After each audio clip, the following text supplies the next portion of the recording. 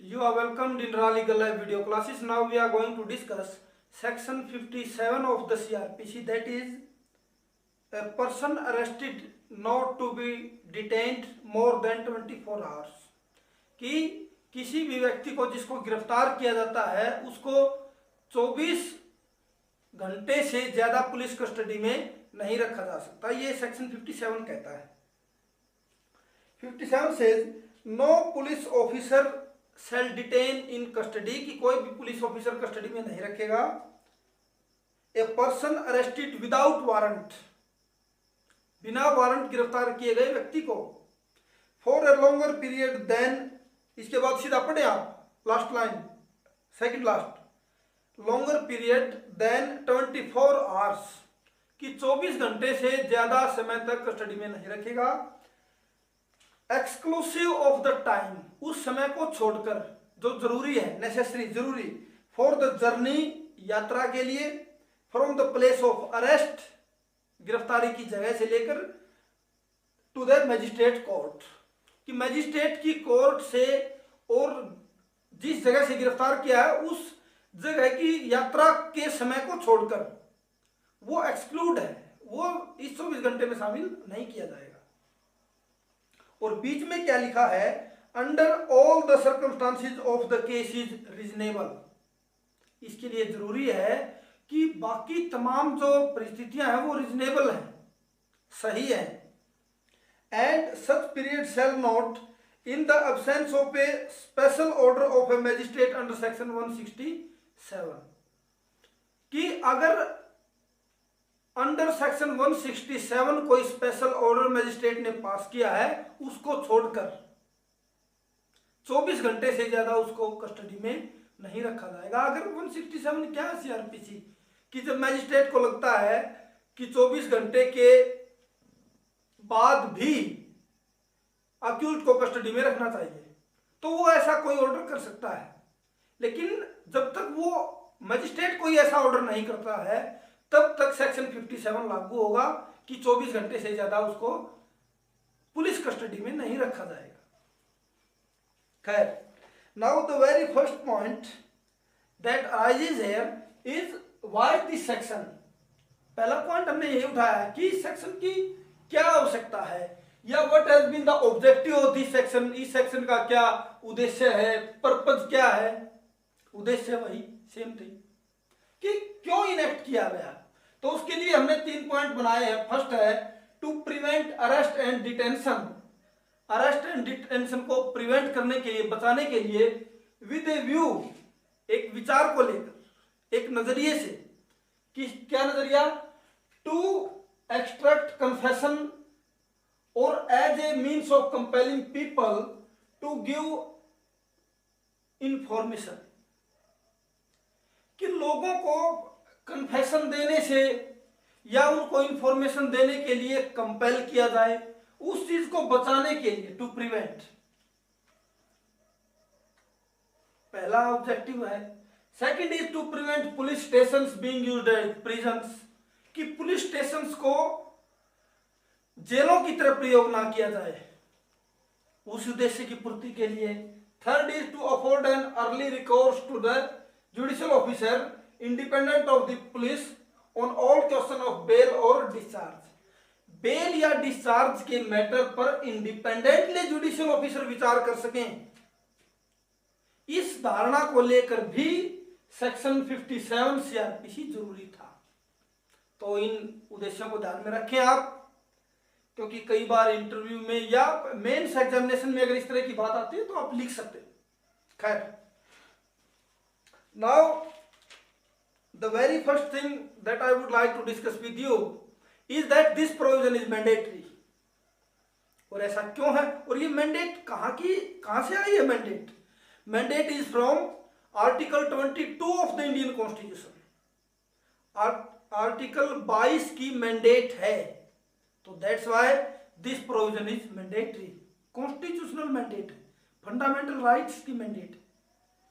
खैर, हमने कहा और बड़ा जोर देकर कहा कि 24 आवर्स के बाद उसको मजिस्ट्रेट के सामने पेश करना होगा। इसका मीनिंग क्या है? इसका मीनिंग ये नहीं है कि 24 जो आवर्स हैं, 24 घंटे जो हैं, वो मजिस्ट्रेट के पास एक टाइम लिमिट है। नहीं, ऐसी कोई पावर नहीं है कि ये 24 घंटे तक वो अपने पास रख सकता है और उसके बाद उसको मजिस्ट्रेट के सामने पेश करना होगा। ऐसा नहीं है, बल्कि क्या है कि 24 घंटे का जो टाइम है वो जो ज्यादा से ज्यादा जो टाइम है, अपर जो लिमिट है, वो 24 आवर्स तक की है। अगर वो 2 ही घंटे में या 3 ही घंटे में या अर्ली जितना भी वो पेश कर सकता है, ऐसा करेगा। तो keep this thing in mind कि 24 घंटे तक रखने की ये पावर पुलिस ऑफिसर को नहीं है, बल्कि ये एक लिमिट है कि उसके बाद आपको पेश करना जरूरी होगा। It is not an authorisation, ये कोई ऑथराइजेशन नहीं है for the police to detain him for 24 hours in their custody. यहां 24 घंटे लिख के हम उनको ऑथराइज नहीं कर रहे हैं, उनको परमिशन नहीं दे रहे हैं कि 24 घंटे तक तो भैया आप अपने पास रखें और उसके बाद पेश कर दें, बल्कि क्या है,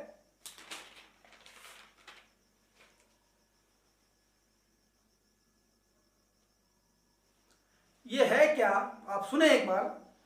24 hours time prescribe under this section is the outermost limit beyond which the arrested person can not be detained in the police custody. ये आउटरमोस्ट लिमिट है कि उसके बाद आपको उस पुलिस कस्टडी में नहीं रख सकते।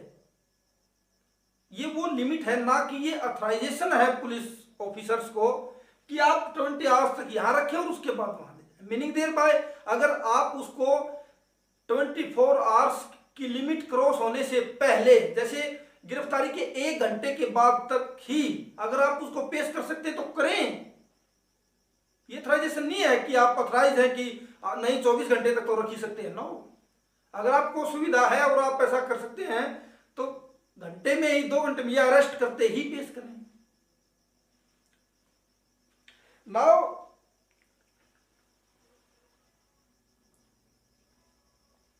इसका इफेक्ट क्या है? What is the effect?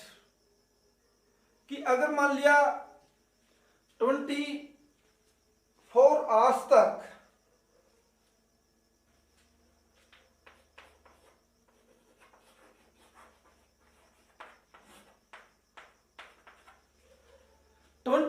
Hours तक किसी भी अक्यूज्ड को पेश नहीं किया जाता, बल्कि 24 घंटे के बाद पेश किया जाता है, तो the question arises whether that custody is illegal.